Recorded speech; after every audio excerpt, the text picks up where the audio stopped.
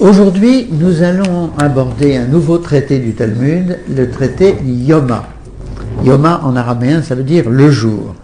Et le jour en question dans ce traité, c'est le jour le plus célèbre dans l'année liturgique juive, le jour de Yom Kippour. C'est pas la plus grande fête juive. La plus grande fête juive, c'est le Shabbat. Mais 52 grandes fêtes, c'est moins émouvant qu'un jour tout à fait spécial, jour de Yom Kippour, aujourd'hui connu de la terre entière, en raison des différents événements politiques qui y sont associés. Alors, pourquoi, dans l'ordre des Masertot que je vous présente, Yoma arrive après Pesachim? Ça ne paraît pas logique du tout. On se serait attendu qu'après Pessah, on parle de Shavuot, ou qu'avant Yom Kippour, on parle de Rosh Hashanah. Mais c'est simplement parce que l'ordre dans lequel je présente les Masertot est celui de la Mishnah. Or, l'ordre dans lequel les traités sont présentés dans la Mishnah est purement mathématique. C'est en fonction du nombre de chapitres. Donc, le traité Shabbat a 24 chapitres, le traité Pesachim en a 10 et le traité Yoma en a 8. C'est pourquoi c'est dans cet ordre-là qu'il figure, et j'ai choisi l'ordre de la Mishnah, qui est après tout un ordre vénérable, institué par Rabbi Yehuda Hanassi au IIe siècle.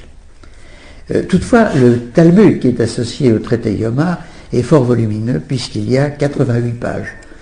Un traité moyen du Talmud, on sait que le plus abondant, c'est 176, mais fait 30 ou 40 pages. Ces détails n'ont pas beaucoup d'importance. Aujourd'hui, je vais donc vous parler de Yoma, et pour ceux qui voudraient revenir sur ce qu'est Yom Kippour, la signification des différents rites, ça n'est pas la leçon d'aujourd'hui, puisque le Talmud ne fait pas de rhétorique sur la fête. Vous allez voir qu'il entre tout de suite dans des détails tout à fait précis. Mais en revanche, il y a d'autres leçons que j'ai données qui sont sur le site Academ. L'une sur la paracha Hararemot, qui est la paracha du Lévitique qui contient les commandements de Yom Kippour, et d'autre part, j'ai consacré une leçon sur les rites l'an dernier à Yom Kippour. Aujourd'hui, je vais retrouver le plan que j'ai choisi pour présenter les Masertot. Je vous résumerai d'abord le contenu de l'ensemble de la Masechet Yoma. Ensuite, je vous présenterai la toute première Mishnah. Et puis, en troisième partie, je vous donnerai un échantillon de la Gemara que j'ai choisi parce que je la trouve particulièrement représentative de la leçon que véhicule la Masechet et le jour de Yom Kippour. Contenu du traité Yoma. Comme pour le traité Pesachim, il est surtout question du service du temple. On s'étonne, on a raison, puisque la Mishnah a été écrite au IIe siècle, très longtemps après que le temple avait été détruit. Ceci correspond à l'idée que l'essence du judaïsme est véhiculée par le culte sacrificiel tel qu'il était célébré par les Kohanim au temple de Jérusalem, et que les Juifs n'ont jamais accepté la destruction du temple. Et il est simplement dit, si on ne peut pas faire les sacrifices, on les étudie, et aux yeux de l'Éternel, c'est presque la même chose. Si c'est la même chose, ça serait un peu excessif, mais il n'en reste pas moins que le peuple d'Israël est tout le temps prêt à repartir dans le culte des sacrifices. Donc, le traité Yoma décrit méticuleusement tout ce qui se passait à Jérusalem le jour de Yom Kippour, lorsque le temple existait. C'est un jour tout à fait exceptionnel pour plusieurs raisons. La toute première raison, c'est que les autres jours de l'année, pour les autres fêtes, le service était accompli par des gardes, les Mahamadot, par des troupes de Kohanim qui se succédaient au cours de l'année. Il y avait 24 collections de Kohanim, des Mahamadot, qui servaient 2 semaines. Pas 2 semaines de suite, 1 semaine, et puis une autre semaine plus tard dans l'année. À Yom Kippour, tout le service, ou presque, est fait par le Kohen Gadol, le grand prêtre, tout seul. Ce détail est absolument capital. Deuxième point, c'est le seul jour de l'année où un homme entrait dans le Saint des Saints. Le Kohen Gadol entrait dans le Saint des Saints pour y accomplir un certain nombre de gestes, dont j'ai parlé dans les leçons précédentes sur le sujet, mais il y entrait seulement ce jour-là. Troisième particularité du jour de Yom Kippour, les 2 boucs. on devait se procurer 2 boucs identiques et l'un des 2, tiré au sort, était le bouc émissaire. Bouc émissaire voulait dire qu'il était envoyé dans le désert et jeté du haut d'une falaise, tandis que l'autre qui avait été tiré au sort était sacrifié dans le temple comme les autres sacrifices, en particulier comme le taureau du grand prêtre. Autre détail, le Kohen Gadol apparaissait en somptueux uniforme devant tout le peuple pour se confesser sur son taureau 2 fois, une fois pour lui, une fois pour l'ensemble des Kohanim, et sur la tête du bouc émissaire une troisième fois. Et à l'occasion de ces confessions, il prononçait le nom imprononçable de Dieu, le Shem HaMeforash, dont nous n'avons que les consonnes, et qu'il est d'ailleurs interdit de prononcer de façon frivole. On dit Adonai par euphémisme, mais la vraie appellation est interdite parce qu'elle est perdue. Et on risquerait de dire la vraie qui ne devait être prononcée que ce jour-là.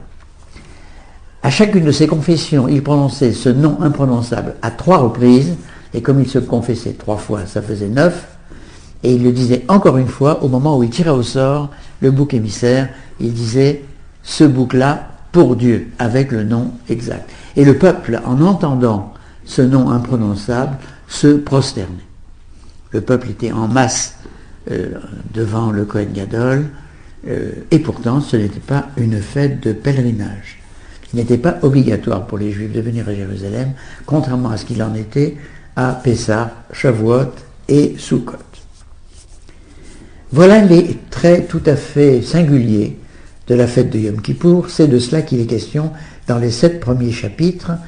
C'est du rituel tel qu'il était effectué au temple qu'il est question, et la Gemara en profite pour parler du rituel de toute l'année, puisque après tout beaucoup de sacrifices qui étaient faits le jour de Yom Kippour étaient aussi faits tous les jours, ou le Shabbat et les jours de fête. Comme pour le traité Pesachim, ce qui nous intéresse le plus aujourd'hui est réservé au tout dernier chapitre. On se rappelle que Pesachim, c'est au chapitre 10 qu'il est question de la grande affaire de Pessah qui est le Seder. Et bien de la même manière, les repentirs, le pardon des péchés, le jeûne et la bonne façon de le pratiquer, tout cela, ça n'est traité qu'à la fin du traité dans le 8e et dernier chapitre. Voilà. À présent, je vais vous parler de la première Mishnah, et comme d'habitude, on a toujours l'impression de prendre un train en marche.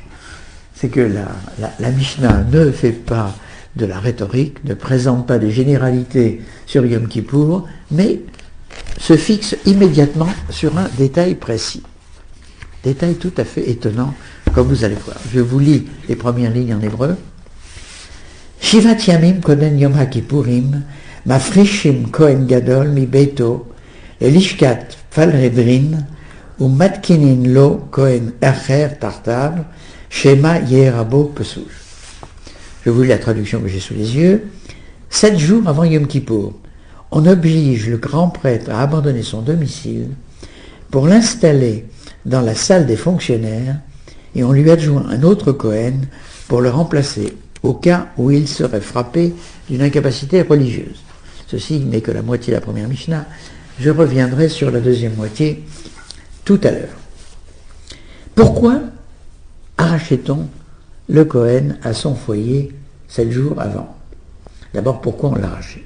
Réponse, pour le mettre à l'abri de l'impureté de sa femme. En effet, il devait être marié, j'y reviendrai. Mais on n'est jamais sûr que sa femme n'ait pas frappé d'impureté à cause des menstruations, et s'il est amené à la toucher ce jour-là, il ne peut plus officier le jour de Yom Kippour, car il doit être parfaitement pur. Par ailleurs, il y a une deuxième raison de l'isoler, c'est pour lui faire la leçon. Et très, très frappant de constater que le Kohen Gadol, ce jour-là, ressemble à un roi de droit divin. Je vous rappelle que Louis IX, que l'on appelle Saint-Louis, a été roi à 12 ans et qu'il a effectivement régné. Donc c'était manifestement pas sa sagesse que l'on instituait dans ce rôle de monarque, mais c'était une sorte d'icône, un symbole que l'on mettait ainsi sur le trône. C'est, si vous voulez, l'image de la nation sublimée. Tel était le Kohen Gadol. À la limite, ça pouvait être un gamin de 13 ans, il fallait quand même qu'il soit majeur, pas forcément très malin et pas forcément très instruit. Et l'une des choses dont on se préoccupait, c'est qu'il fasse correctement le service de Kippour, car il le faisait au nom de tout le peuple d'Israël, pour faire pardonner à tout Israël ses péchés. Par ailleurs, bien qu'il soit mis ainsi à l'abri de l'impureté de son épouse, il n'était pas à l'abri de sa propre impureté. Et on sait qu'un homme peut devenir impur pour différentes raisons, la plus banale étant la pollution nocturne.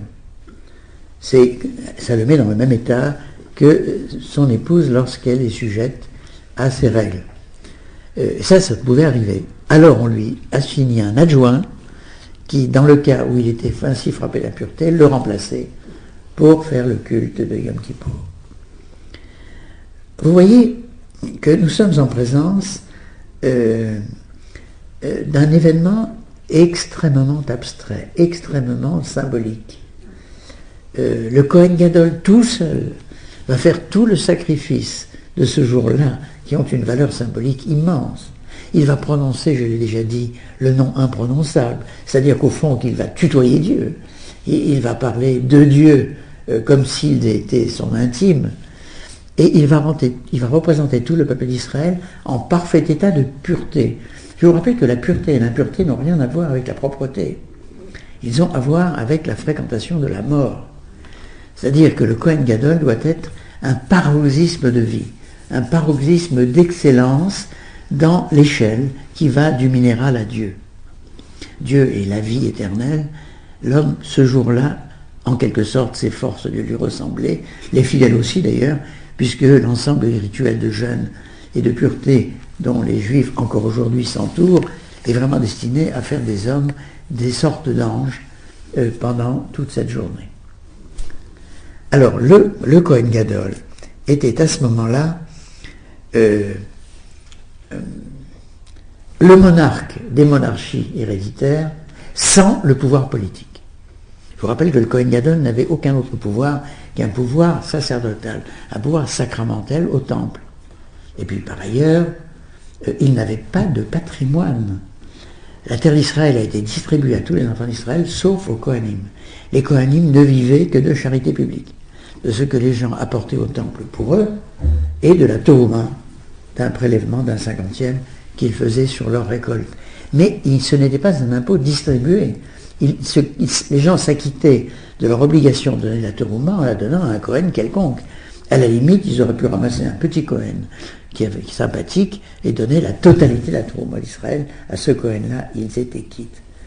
Donc voilà des hommes qui, économiquement, politiquement, sont d'une extrême faiblesse, un extrême dénuement, mais qui, en même temps, incarnent la perfection d'Israël par rapport à Dieu.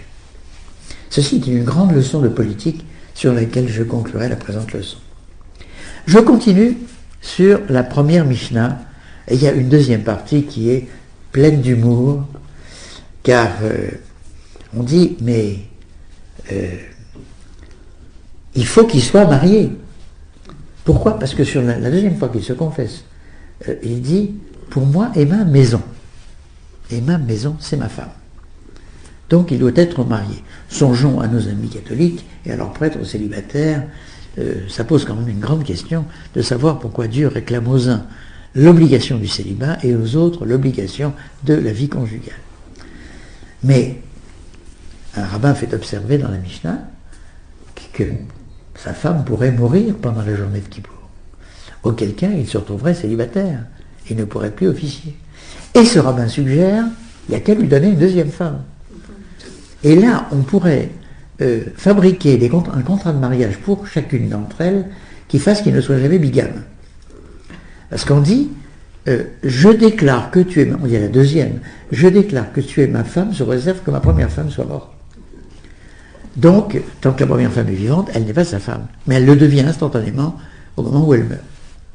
Et alors à ce moment-là, les Chachamim, les autres débatteurs, auteurs de la Mishnah, disent « Et si la deuxième meurt aussi ?»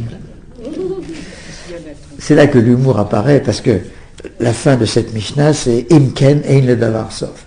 Non, mais si on va dans cette direction-là, il n'y a pas de limite. Donc effectivement, on peut lui donner un nombre infini de femmes, ce qui est un charmant sourire de la Mishnah. Par conséquent, on ne lui donne pas une deuxième femme. D'ailleurs, si sa femme mourait, immédiatement, on mettrait son remplaçant à sa place. Donc on a déjà prévu indirectement cette éventualité.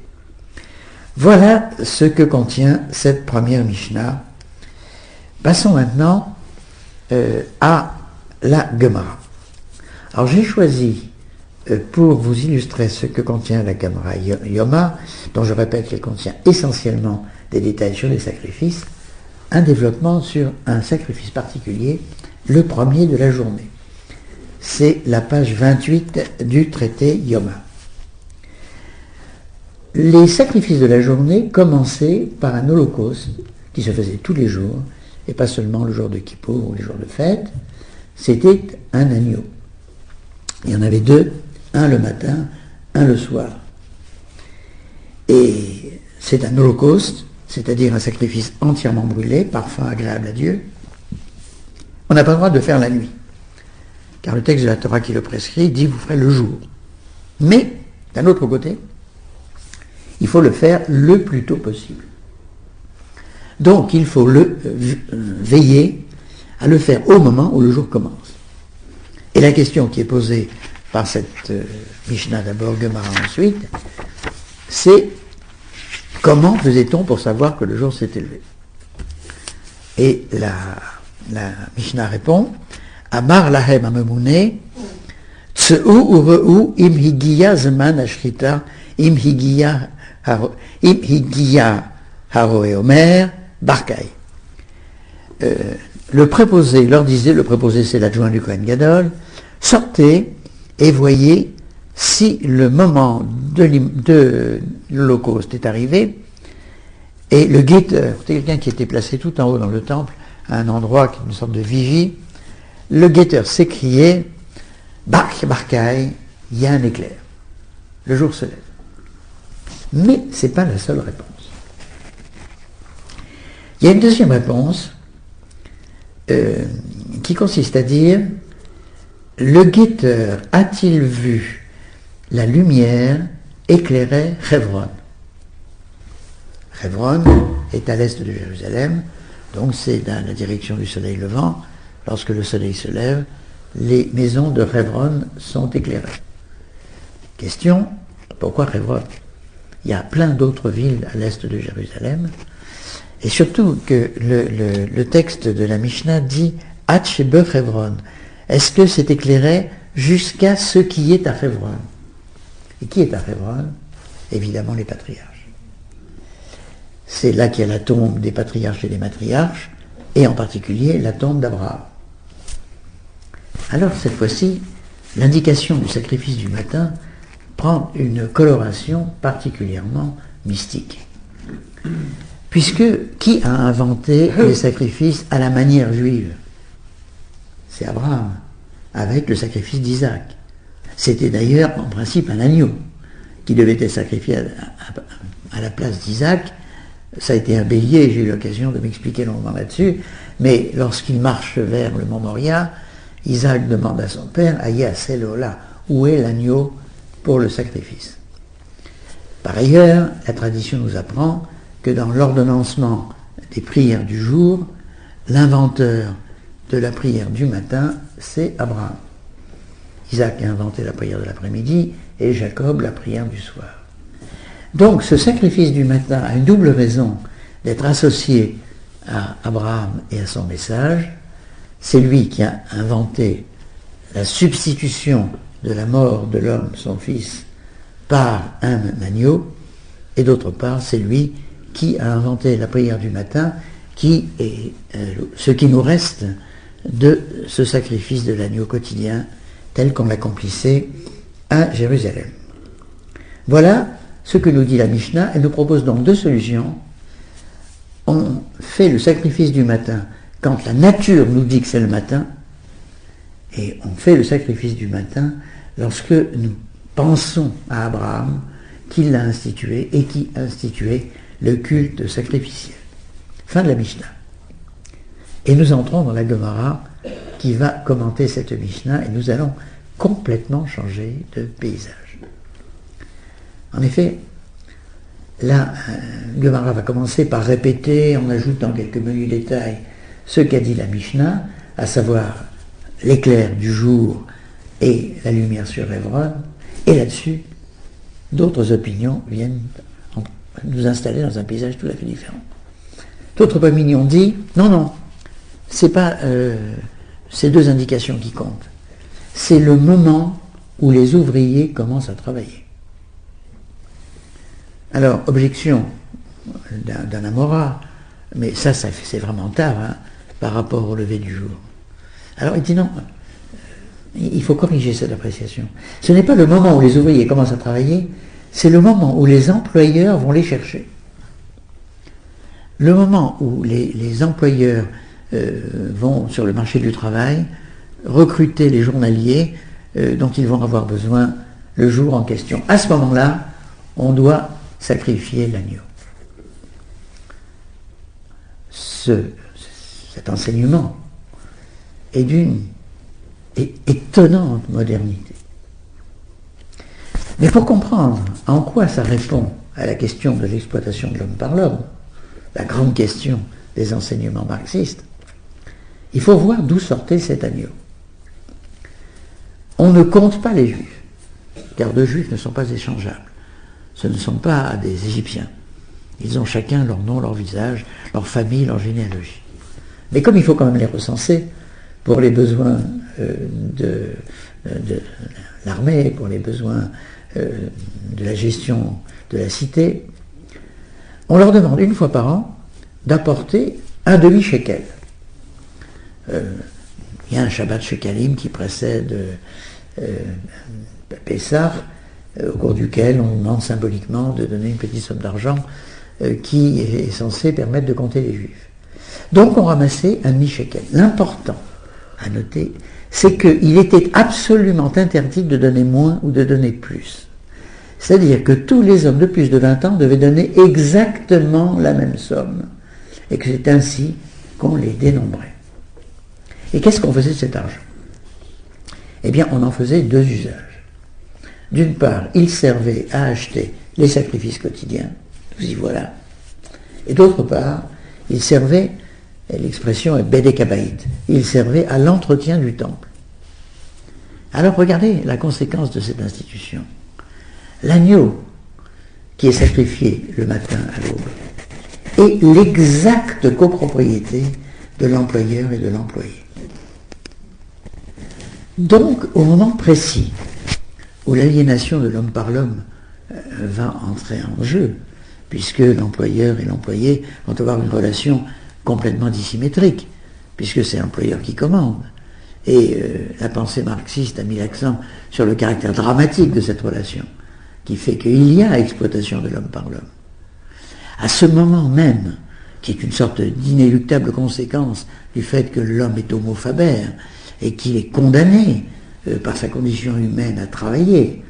Je vous rappelle que le 4e commandement qui prescrit le Shabbat dit « Sheshet yamim ta'avod ». 6 jours tu travailleras, et le mot qui est employé c'est « avod », qui donne « oved », qui est l'esclave. Pendant 6 jours tu accepteras d'être un esclave, parce qu'il faut construire le monde, et il n'est pas possible de construire le monde autrement qu'avec des relations hiérarchiques. Il y a des chefs et il y a des collaborateurs. Mais le 4e commandement continue, va sita kol melartecha, et tu feras toute ton œuvre, pas ta avoda, pas ton servage, mais ton œuvre. Et Rachid dit, pour tous les juifs, le vendredi soir, leur œuvre est terminée. C'est-à-dire qu'ils ne sont plus du tout dans un état d'aliénation, ils sont repus de création, ils ont fini de créer le monde comme Dieu lui-même le 6e jour. Et ça c'est vrai de tous les juifs, des ouvriers comme des patrons. Alors je reviens à l'agneau pascal. L'agneau quotidien, c'est pas très fort non plus. L'agneau quotidien est copropriété exacte de l'employeur et de l'employé, est sacrifié par un Cohen, qui est un homme sans aucun pouvoir, ni économique ni politique, et par-dessus tout le jour de Yom Kippour, lorsque c'est le Kohen Gadol, le plus prestigieux des Kohanim, incarnation de la nation d'Israël, c'est donc l'exacte propriété de l'un et de l'autre, et ça se produit très exactement à l'instant où la relation de dépendance, la relation d'exploitation va se nouer. Je trouve cet enseignement véritablement magnifique, car c'est un symbole tout à fait frappant de la politique qui est prescrite par la Torah dans la constitution de la nation juive. Vous savez que nos amis chrétiens ont fondé leur foi sur l'échec de la sanctification de la vie terrestre par Israël. Les évangélistes ont été écrits après la destruction du temple, et de cette destruction, les évangélistes ont conclu que l'alliance de Dieu et d'Israël n'est pas possible. Puisque pour sanctifier la matière, la seule recette, la seule leçon que l'humanité a reçue, c'est la loi d'Israël, et Dieu n'en veut plus. D'où la nécessité d'un Nouveau Testament et de l'envoi de son Fils pour sauver les hommes. Les Juifs n'ont pas accepté cet échec. Les Juifs ont continué à dire que le temple est le lieu dans lequel la relation entre Dieu et l'homme est sanctifiée, et cette sanctification se passe par un procédé politique qui n'est pas une démocratie. C'est beaucoup mieux que la démocratie. Premièrement, le vrai pouvoir dans le peuple d'Israël était, à l'image d'ailleurs de ce que recommande Platon dans la République, le pouvoir des sages. C'était le Sanhedrin, c'était le tribunal de 71, qui d'ailleurs avait des procédures démocratiques dans son sein. On votait. Mais ces 71-là n'étaient pas nommés par le peuple, ils étaient cooptés. C'est-à-dire que c'est par leur qualité de sages, l'étendue de leur savoir, qu'ils étaient acceptés dans le Sanhedrin, et d'ailleurs assis par ordre de prestige, le plus sage d'entre eux étant le président du Sanhedrin. Par ailleurs, le symbole de la nation était incarné par le Kohen Gadol, et c'était le jour de Yom Kippour que ce rôle était le plus visible. Ce qui me fait dire que Yom Kippour, c'est pas un jour de tristesse, c'est pas un jour de souffrance, c'est pas un jour d'austérité, c'est la fête nationale des Juifs. La comparaison qui me vient à l'esprit, c'est l'anniversaire de la reine en Angleterre. En France, c'est le 14 juillet. Le 14 juillet consiste en fait à remplacer le roi par le peuple. Mais la France n'a jamais cessé d'être une monarchie. Maintenant, c'est une monarchie dont le rite fondamental est la démocratie et l'élection, mais il n'en reste pas moins qu'il y a un pouvoir, l'État. En France, il y a quand même quelqu'un qui commande. Et dans les monarchies anciennes, c'était un droit de droit divin. Vous voyez la ressemblance avec le Kohen Gadol. Mais la différence, évidemment, c'est que le roi avait tous les pouvoirs, tandis que le Kohen Gadol n'en a pratiquement aucun. Donc, l'exercice du pouvoir, c'était les sages. Le symbole du pouvoir, c'était un être abstrait, finalement, puisque j'ai dit que ça pouvait être un gamin ignorant. Le Kohen Gadol, qui avait pour seul mérite d'être un descendant direct de Aaron, le premier Kohen Gadol, frère de Moïse. Et alors les citoyens, où était leur égalité? Dans le sacrifice quotidien. Parce qu'ils avaient tous contribué de façon égalitaire à l'achat de ce sacrifice quotidien, et ce sacrifice se déroulait dans un lieu dont ils étaient tous copropriétaires. Parce que je vous rappelle que le demi-shekel ne servait pas seulement à acheter les sacrifices quotidiens, il servait aussi à entretenir le temple, ce qui, au bout d'un certain temps, a fait que le temple était la copropriété parfaite du peuple entier. Avoir les considérables incitations que la démocratie, il est convenable dans ce cas de citer le mot de Churchill, le plus mauvais des régimes, tous ceux qu'on a essayés par ailleurs, que la démocratie a produit Adolf Hitler, Yébar Shomo et Philippe Pétain par des procédés impeccablement démocratiques, ça tente à prouver que la démocratie n'est pas une panacée.